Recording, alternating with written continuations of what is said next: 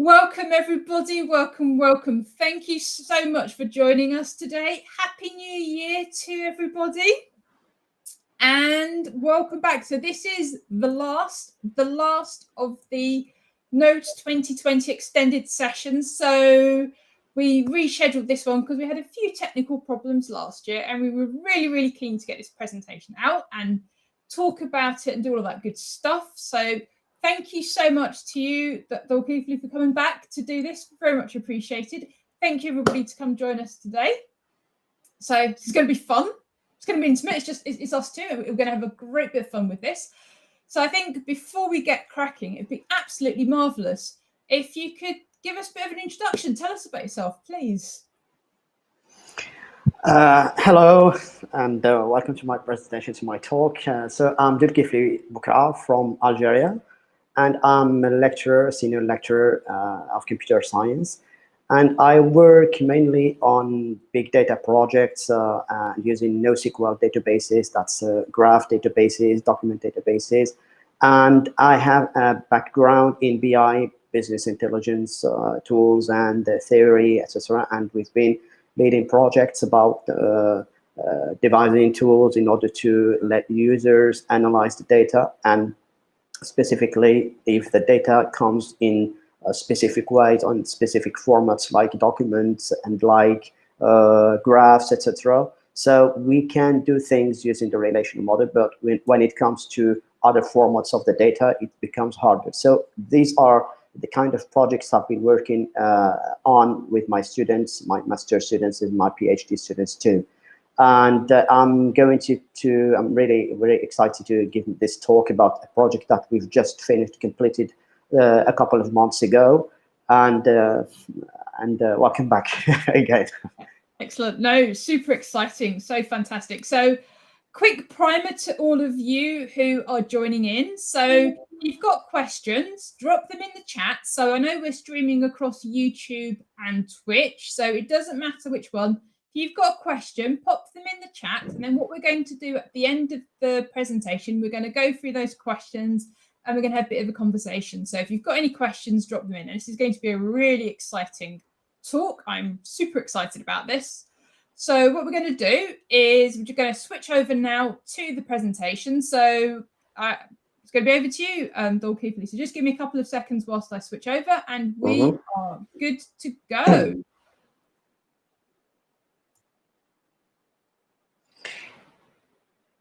Great. Okay.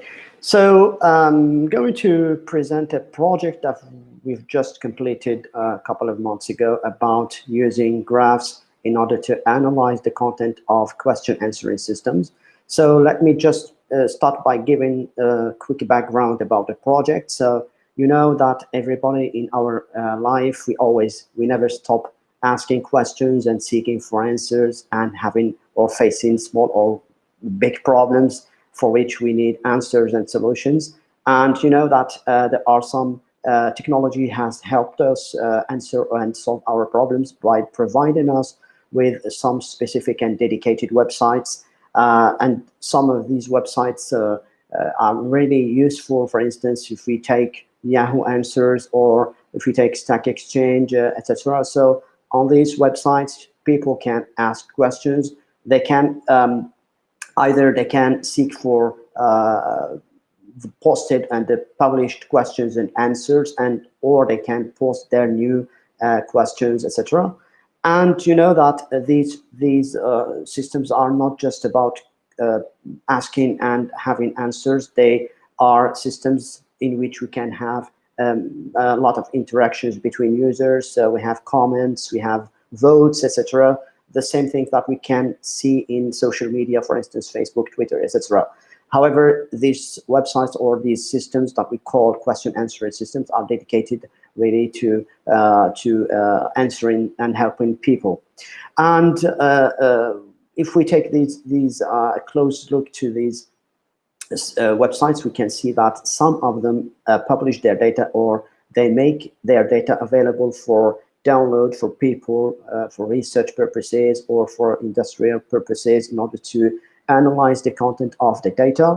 And some websites or some systems like StackExchange also allow people and users to analyze the data online. For instance, if we take this screen from StackExchange website, people can, for instance, click on some of these pre-built questions in order to get some answers. For instance, if a user wants to know how unsung he is or she is, or if you want to know the distribution of score of comments for a specific user, so the user can click this link and enter some parameters like the user ID, etc., and get the answers. So you can see that these links are made available by StackExchange, so they are limited. If you want to, for instance, ask our specific or customized questions, we need to write these questions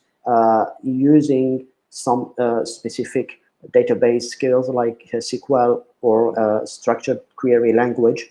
And you know that writing some these queries from scratch is a bit difficult. Although we can see that StackExchange has made available the schema of the database here, so we can see all the tables, the columns, the data types, etc. However, if you want to write some advanced queries, you need to have some database skills.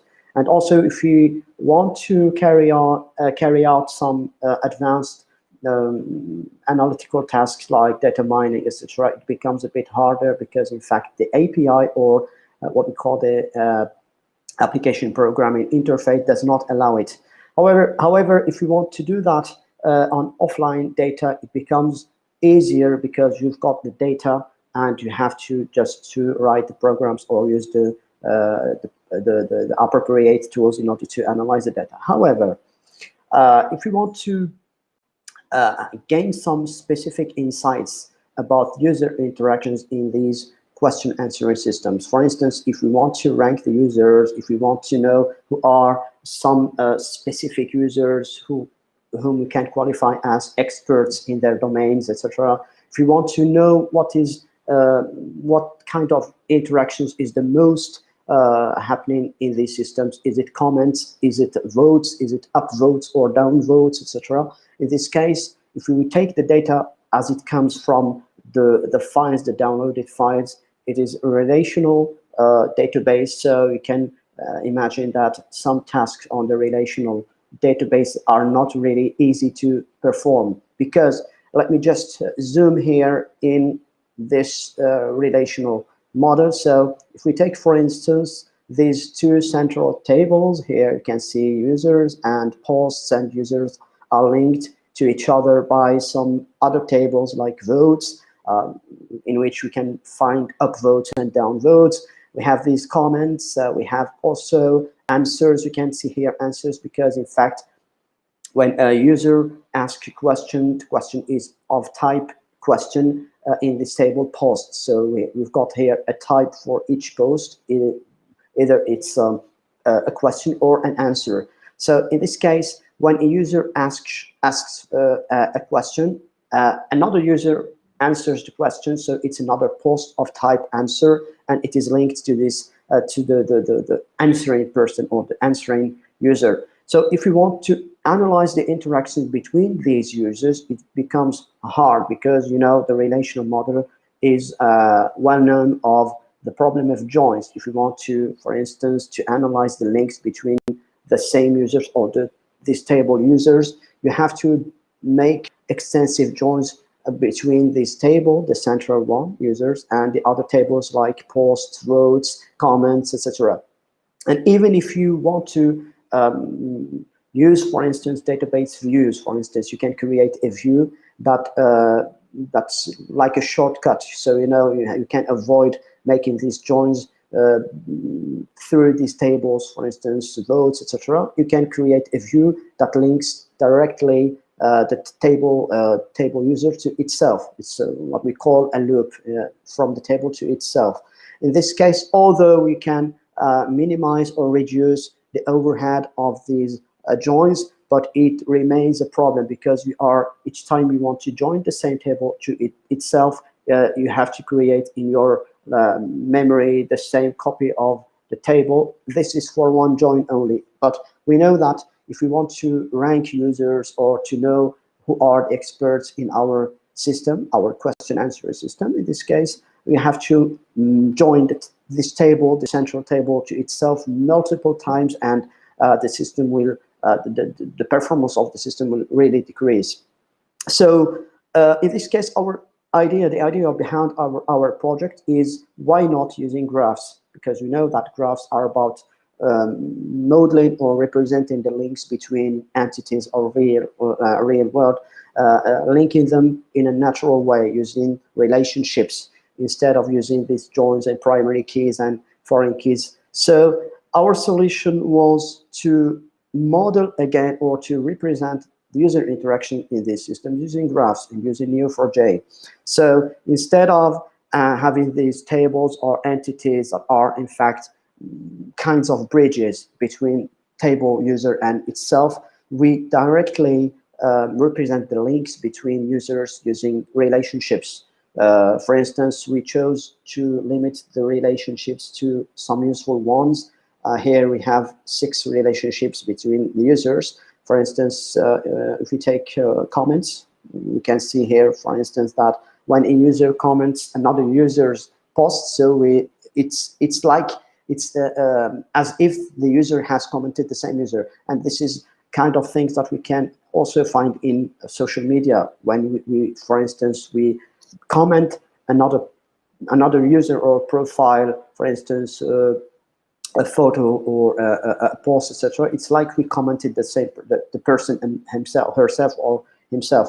So in this case, we linked these users directly using the relationships in order to be able to perform some graph algorithms or to get some insights about the importance of these users. And we did the same with tags. For instance, if we have tags that exist in the same post, you know, when it's something that we do usually in social media, when we write, for instance, a post or a statement, we just add the tags to allow people to search for the statement using the same tag. So we get all the posts or statements that talk about the same topic in this case. So, and you know that it is also possible for user to tag a statement using multiple words, or to use different tags. So if we want to know what are the tags that are used together, so we created this, we can say it's a view in fact, but it's real data. So we have materialized the data from the relational model into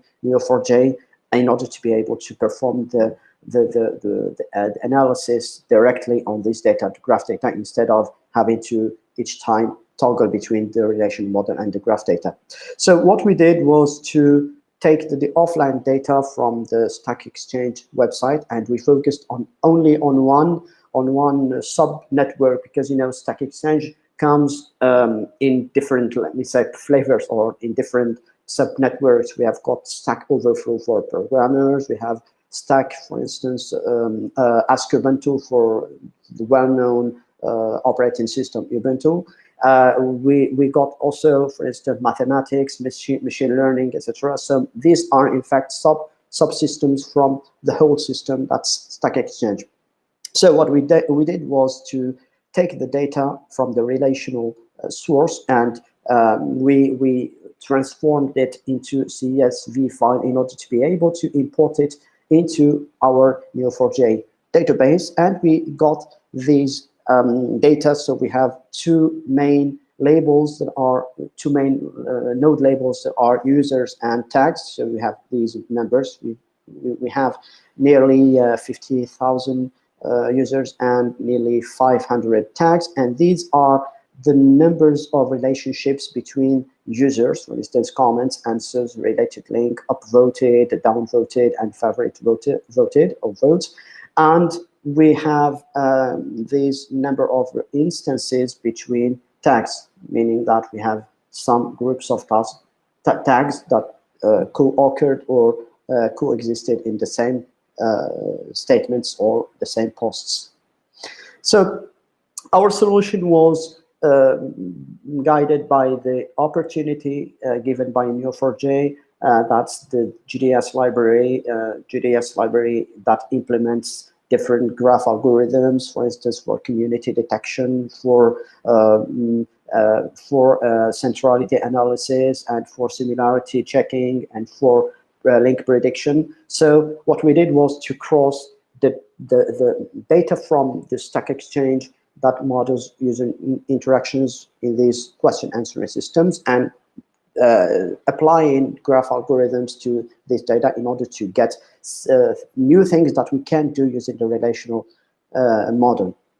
So for this purpose, we implemented and created an application. So in this application, in fact, it's an application that's dedicated to non-skilled users, meaning that you don't need to have the programming skills, SQL skills in order to be able to get these insights from the database. So the first thing we need to do is to connect to the database. You can see here, if I zoom in, that the credentials that you need to connect to your database are the same that you use in order to connect to your Neo4j database. Here we can also connect to a remote database, provided that you have got access to that database and you use the same username and password that you use usually in your browser in order to browse the data in Neo4j. And once connected, you get this interface here. So in this interface, you can see that the people, excuse me, it's just in French, but I can translate. The words are just familiar to you. So here we can see some statistics about the database, the number of labels or number of instances per label. For instance, we have got here the number of users, the number of tags, and here we got the number of instances per relationship. On the left-hand side of the main screen, you can see here the possibility to browse the data on Neo4j on a browser, for instance, your default browser, and also the possibility to use another new database. For instance, if you have two databases running, and in each database you've got this different data, provided that these databases are modeled the same. So in this case, you can toggle or change the database anytime you want. And in this panel here, we can see the set or the families of algorithms. By clicking on each button, the user has to implemented algorithms of Neo4j GDS. For instance, the first one is for analyzing centrality of either for users or tags. The second one is for community detection, to know the communities of users or the communities of tags. The third one is for checking similarity between users or tags on the same, and the last one is for predicting the links between that may be happening or occurring in the future between either users or between tags. And so let me just give you some screens and interfaces about each algorithm. So as I said, by clicking on the button for this button here, we can see the list of implemented algorithms. For instance, the well-known PageRank. We can analyze betweenness between users. We can analyze the degree or centrality degree of users, and we can also use eigenvector centrality. So the next step that the user has to do is to choose the node or the label. In fact, here, since we have two labels, so we've got here only two possibilities. Either we want to analyze users or to analyze tags. And once the user has selected the label that he or she wishes to analyze, so we first have the results of the chosen algorithm here. For instance, these correspond to the result of page ranking users, even before choosing the relationship here, because you can see here that we left this list empty or blank because we haven't yet chosen the relationship that we want to analyze. This means that here we are analyzing this page rank or betweenness, etc., but taking all the relationships together, regardless of the relationship type, we analyze all interactions between users, and we want here to know who are the most important users, regardless of the kind of relationship they have between them. So we can see, for instance, let me just here zoom in a little bit, so we can see that is user ID 45264, his display name as it comes in the data, and etc. And this is the score, so we can see that the score here is is ordered by the highest rank or the highest score. So this is the most important user in our network. Okay, and it's by taking all the relationships together. However, if we want to change or to be more specific, and by choosing a specific relationship, for instance, if we want to know who are the most commented users, who are the users who comment other user posts the most, or upvotes a lot or downvotes a lot, etc. So in this case, we have to choose the right relationship here. For instance, on the screen, you can see that we chose to analyze the answers, who are the users who answer the most other users' posts or questions, etc. And we can say that in this case, these users can be seen as, let me say, experts. Sometimes they are just experts, sometimes they just answer without being experts. And anyway, in fact, the fact that these users answer other people's questions or posts means that these users are active, and it's likely that these users are really experts in their domains or in their fields. But we need further analysis in order to see or to check whether these answers are really correct using other relationships, as we can see later. So the second thing that the user of the application can do is to choose the orientation of the relationship. For instance, we can, for instance, analyze the relationship, the natural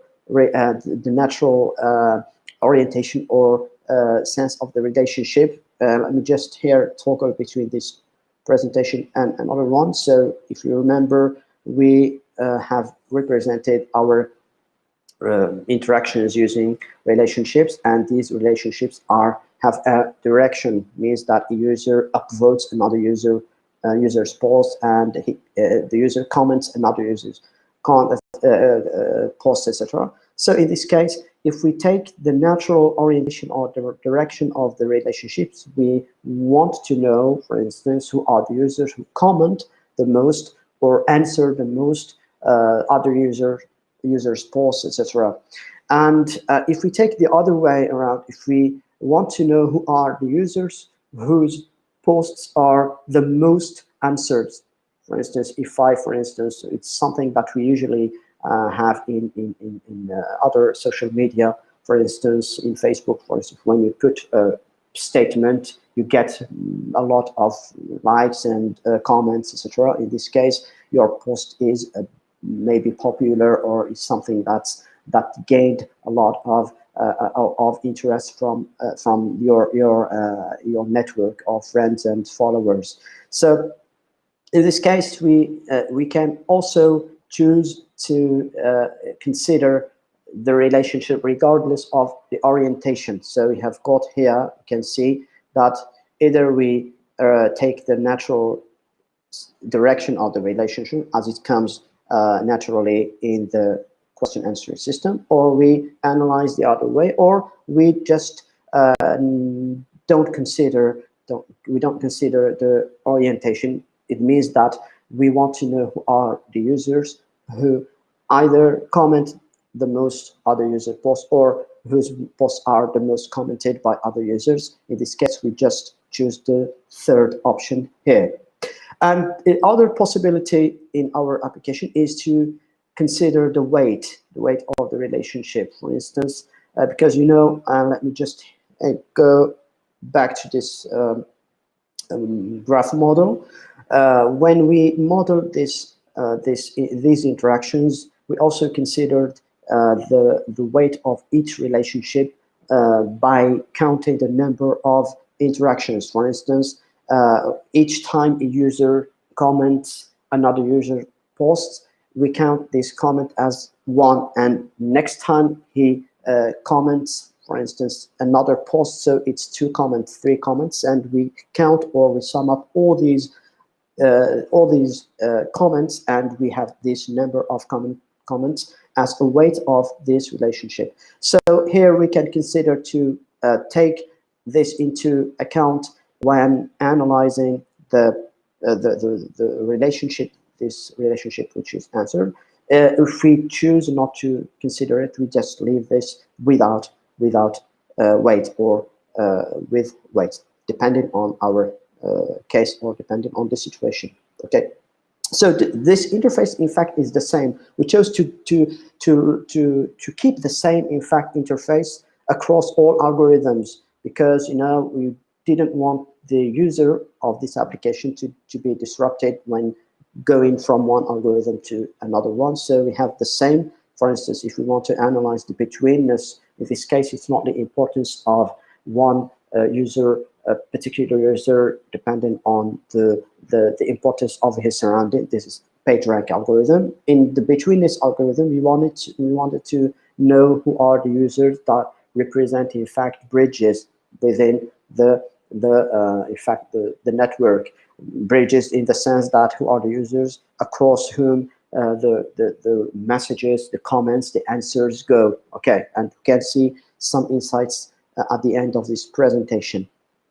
And the third algorithm that we implemented was degree. And before that, let me just present here something that's interesting in our application, is the fact that we can see these numbers in terms of a histogram. So we can see here that we can toggle between a tabular presentation of the data or the results from this tabular presentation to a graph presentation. So here we can see the highest scored user, or the user that represents really a bridge in the system, and the second one, and the third one, and so on. So this is something that's interesting for people interested rather in graphs rather than in tables or in numbers to analyze the data.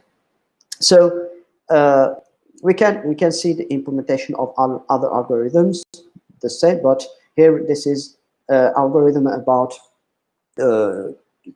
detecting communities. This is something interesting in question answer systems, because sometimes we just think about question answer system as being an open, maybe a big community of users. However, we can, if we analyze deeply these interactions, we can notice that there are some sub-communities within the big or the global community of users.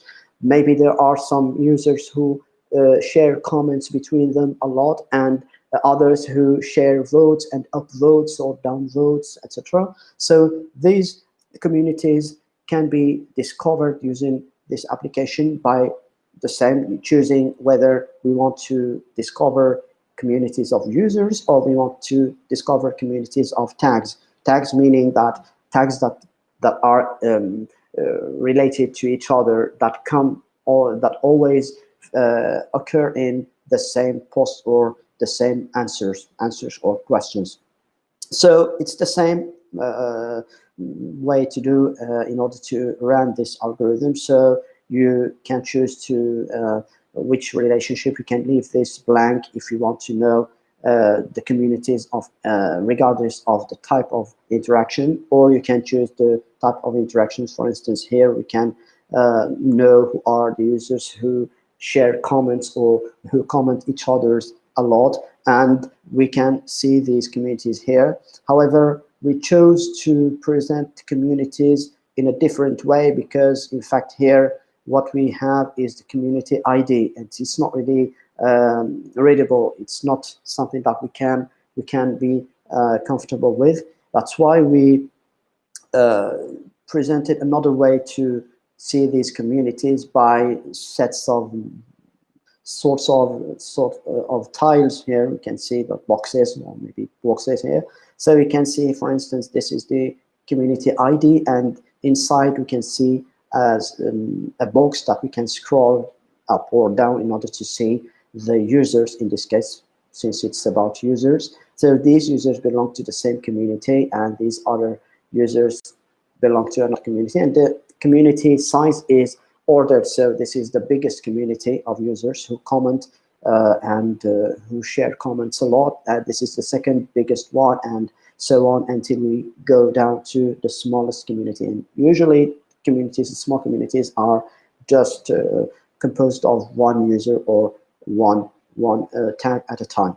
This is the choice of the algorithm here. You can either choose the right algorithm for your case, and it is also possible to run different algorithms and to compare the data and to see whether algorithms perform the same, or whether different algorithms give different results. So this is about detecting communities. And the third family of algorithms that we implemented using the GDS, Neo4j GDS, was similarity detection. So here we can also choose whether we want to know who are the users that are similar to each other, couples or pairs of users, and we can choose to consider relationship type and also the orientation of the relationship. So if we take, for instance, a couple of these users, for instance, we can have a graphical presentation of differences and similarities between these users. For instance, here the score of similarity is 0.5, so it means that these users share 50% of similarities and different in other 50% aspects. And this is about comments. This means that these users maybe comment the same users, or they are similar by commenting the same users or the same posts or the same tags, depending, in fact, on what we are analyzing. This is about comments, and we can do the same for answers. People who answer the same and the same posts or interested by the same topics. So these community similarities help us see whether people are influenced by the kind of relationships that they entertain with other users. For instance, if I'll always comment the same, for instance, posts or answers or questions, means that these users maybe belong to the same affiliation, the same lab, the same maybe country, the same maybe city, etc. Or they're just similar in the way they interact with the system. Maybe they have the same skills, etc. So similarity detection can be useful for further use or for other uses later on. So the last algorithm or algorithm family that we implemented was to predict links between users, and this prediction can be implemented using two algorithms: the common neighbors and the atomic adapt. So in this case, we take the existing links between users and we predict within whether these users will have some links in the future, whether, for instance, two users will comment each other's or one user will comment the post of another, and whether a question will have more votes or an answer will have more upvotes or more downvotes, etc. So these links, we can predict these links, and we can do some tasks based on these predictions. So here we can see, for instance, if we take algorithm of common neighbors. So we have, for instance, this user. If we take, for instance, tags, in this case, not users. Okay, so we can see here that it's possible to see a prediction between the co-occurrence or the coexistence of this tag with another tag, meaning that in the future it is likely to find or to have some tags that will be associated in the future. For instance, if we have machine learning domain, we can say, for instance, that Python, for instance, as a machine learning or as a programming language will be associated to, for instance, prediction or to other related topics in the domain of machine learning. So these predictions can be seen here using this application, and we can also use a graph in order to see these predictions.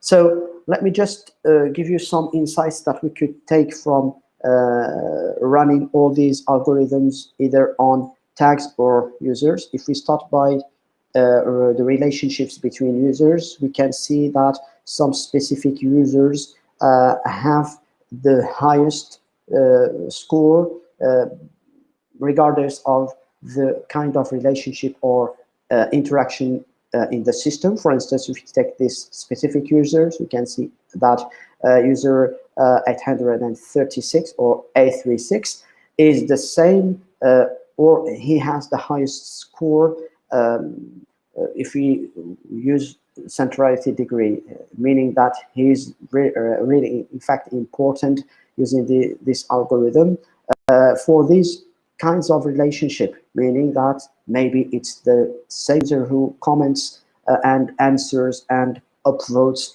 the most. He's an active user in this case using this algorithm.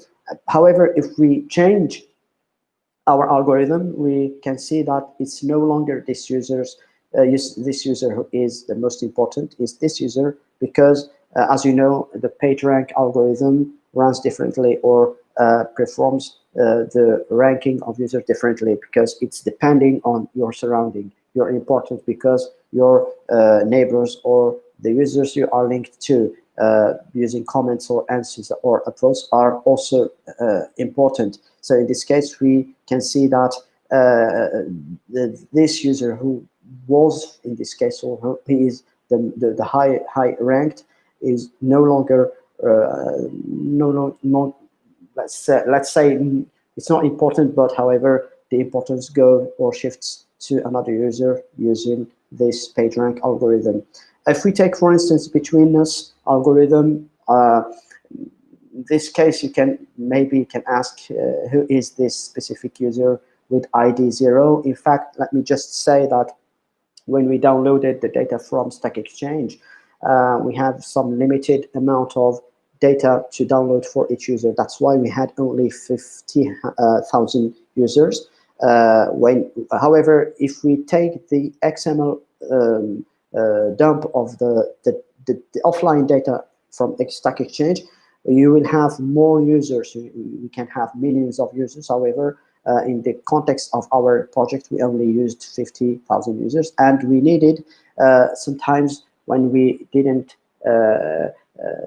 when we weren't able to join the data together. So we noticed that some users are just absent from our data, and that's why we replaced them by this user, who in fact represents the other users that are not downloaded in our file. That's why it's just a specific user. However, what's important here to see is that the algorithm shows that this specific user with ID 0 serves as a bridge, or we can say that this user is the one who answers, upvotes, and downvotes cross or go through. Okay, so it's like a bridge in our it connects different users who are not directly connected. Okay, this is the between us algorithm, and we also noticed the same insights or similar insights for tags. For instance, this is something interesting here that we can see. For instance, if we want to know what are the tags that are used together in the posts or the answers or the questions, etc. So we can see, for instance, since we worked on a subnetwork of machine learning, so in this case, we can see that these tags are most of the time used together.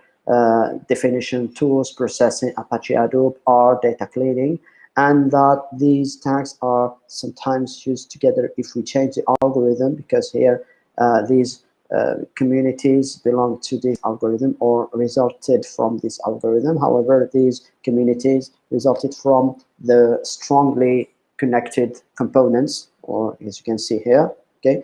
And if we change another time our algorithm, for instance, if we wanted to know the communities or to discover the communities using the label propagation, so we will have the different other communities. For instance, this is another community, an example that contains something that's similar to this community, its definition, tools, processing, etc. So this gives us information about things that are used together, and maybe these results can be used either by the users themselves, or they can be used by admins, meaning that, for instance, we can organize the data differently for each subnetwork of StackExchange. For instance, if we notice that there are some specific interactions and some specific communities, etc. So this can lead the StackExchange database admins or DBAs to reorganize the data, or to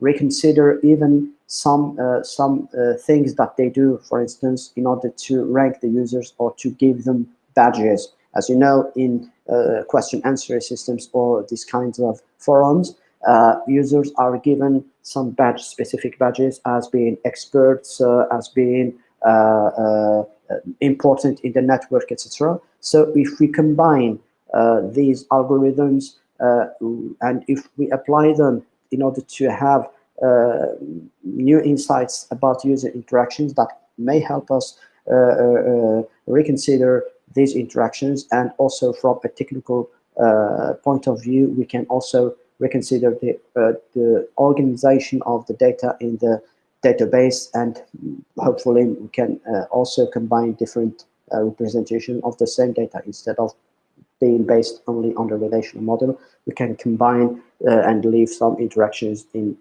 the relational database and move other interactions to a graph database, depending on our needs.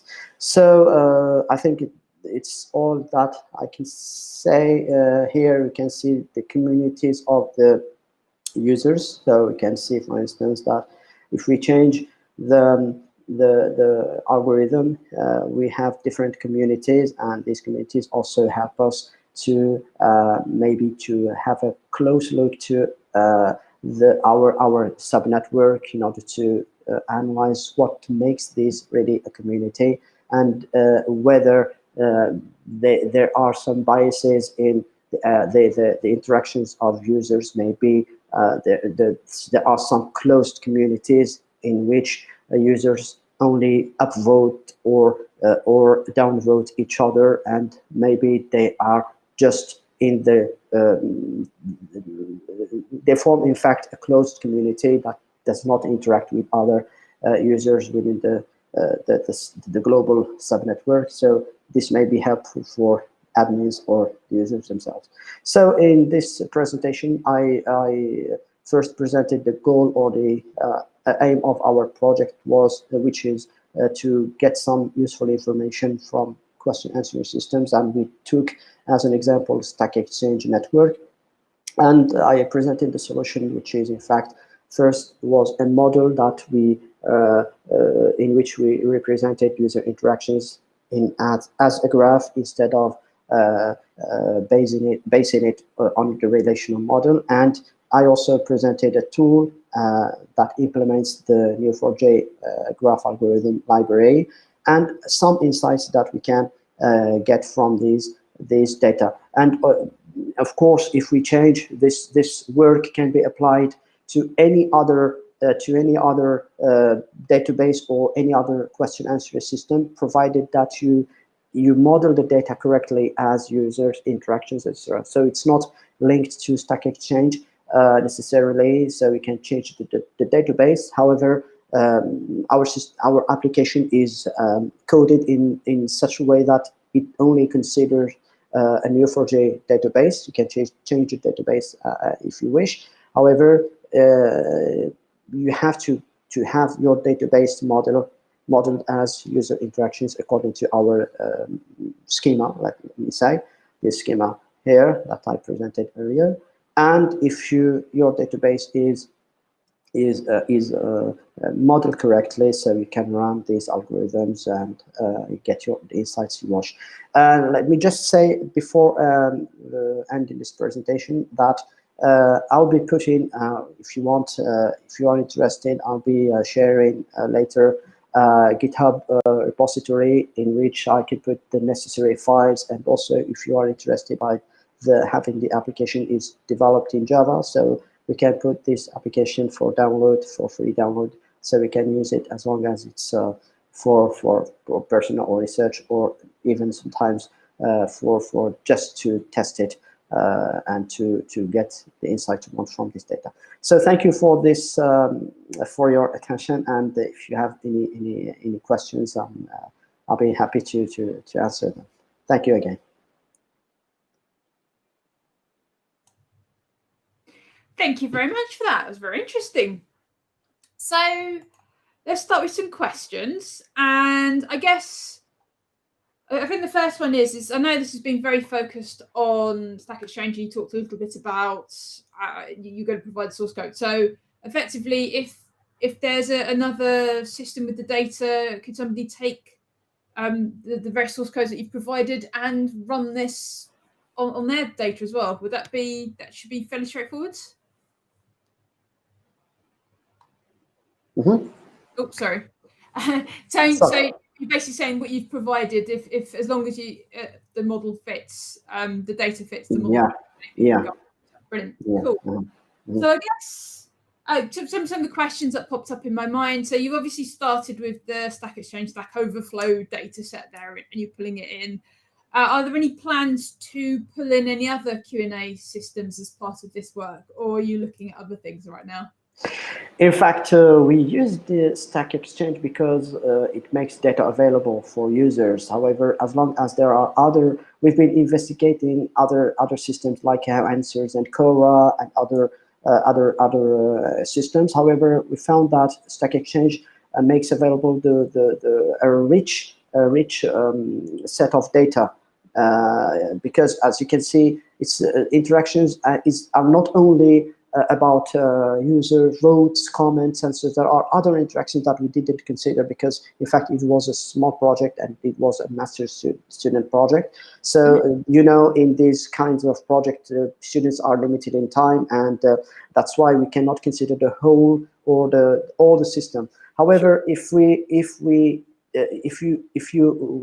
is possible to download the data about user interactions and model it correctly, so you can even if it's not me, because my plans are to move to maybe to other stuff using algorithms and to analyze the data differently. However, if anybody is interested in analyzing another system, as long as the data is available and possible to model using the Neo4j or a graph representation, so you just have to connect this to this database and run the application, and it should work perfectly. So it's just you can just change the data and change the source of data, and it works perfectly.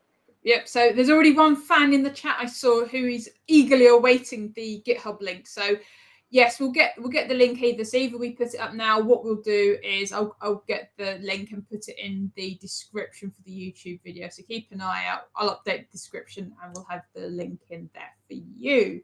Mm-hmm. So I guess what was really interesting, what caught my eye when we were going through this, we had this, I remember having a conversation with some colleagues a while back, and we were talking about how, in Stack Overflow, you get like upvotes for an answer, and you get kudos and all the other various metrics that you have in there. And what struck me as really, really interesting was the fact that you were looking, and you have it in the model as well, of where you're feeding things. And this idea of doing community detection on who is upvoting answers or given the various points. And the reason I think that's quite interesting, and I don't know if you've gotten that far, or if the students working on this project got that far, but did you find any interesting little communities where you got a group of people who are effectively taking turns to upvote themselves, so they push up their reputation on Stack Overflow. Yeah, in fact, we didn't have time for that, in fact, because as soon as the project was completed, so the students were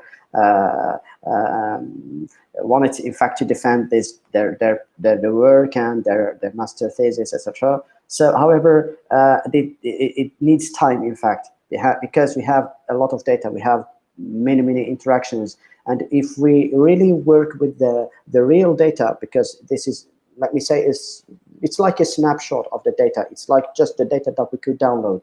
However, if you work with the real data, the whole data, there are many things that you can that you have to go and to interpret correctly. So I mean that once you have the results, you have to take time in order to analyze and to know who votes, whether there are some loops, meaning that people upvote the same or upvote themselves in order to have a highest score, etc.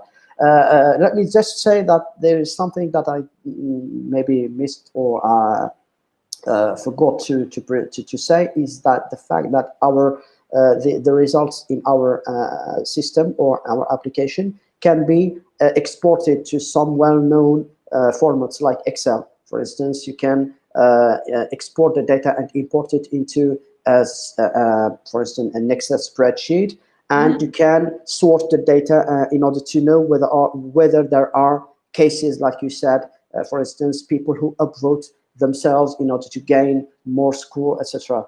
So this is not, in fact, impossible, but it's not implemented. So what we did was to give the results to the users, and the users, they can be DBAs, they can be analysts, etc., need to dive deep, in fact, in these results in order to interpret the data and the results.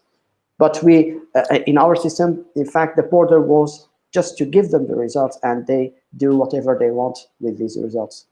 Sure, no, absolutely understood. So I think what we'll do as well, we've got a few questions which are kind of on this, but kind of not. So I think maybe we can do like a general sort of conversation with what's come up. And I'm going to use this really cool feature I've spotted here where I can click on the question and it pops up. So there we go.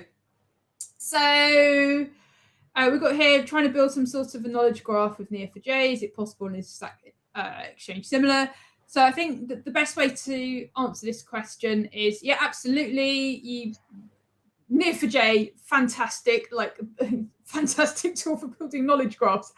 It's a really great way of being able to connect up data. And if you remember the data model that Doulkifli was showing us earlier, where you had the user and what kind of, sort of things connected. So you can expand that, and maybe if you have the actual questions that they're answering and you've got the tags, you can very quickly build something together that's connected. And I think that we've got quite a few examples where we've done this with Stack Overflow data, where you can connect things together, and you can very quickly see like what questions are being asked about a tag and so forth.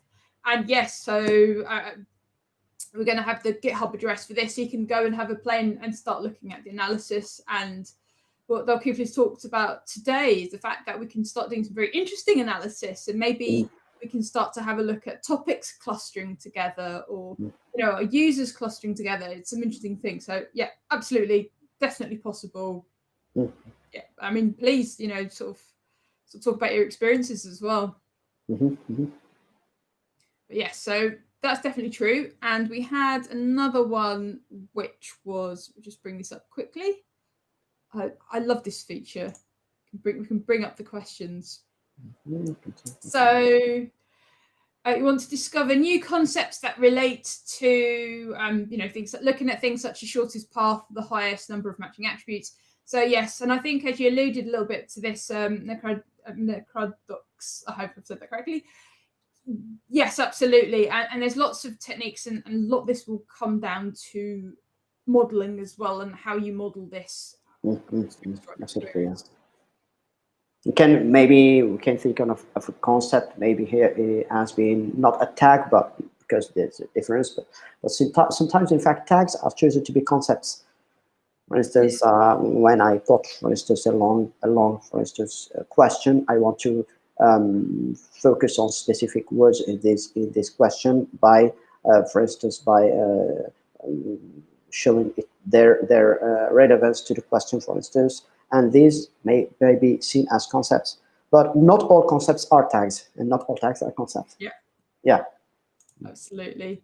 So that's brilliant. So thank you so much for that. That was absolutely brilliant. It was great fun. So there is a lot of fun to be had, especially with, I think, with the Stack Overflow data is so rich because there's so many interesting graphy problems that you can solve with that. And this is a great project that you've been involved in working with, and hopefully this will inspire people to go away and have a look at the repo. So again, we'll have the link put in the YouTube video description. So once we get that, I'll update that, put in there. So give it a few hours or so. We'll get that in there for you. And yes, brilliant.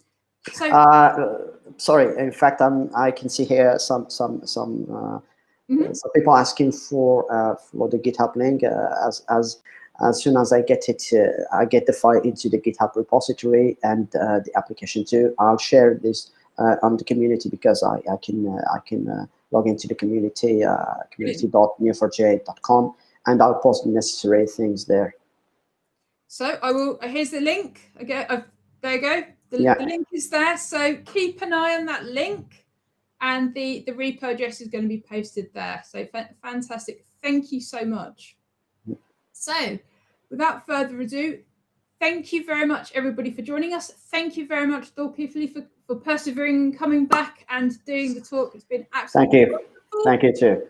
And watch this space, everybody. We've got Nodes 2021 this year. So hopefully this has got you really excited. So we've got yet another Nodes conference coming up, and we'll have all these amazing talks once again. So watch this space. We'll have news coming out about that. Have a wonderful day, everybody, and see you all later. See you. Bye. Ciao.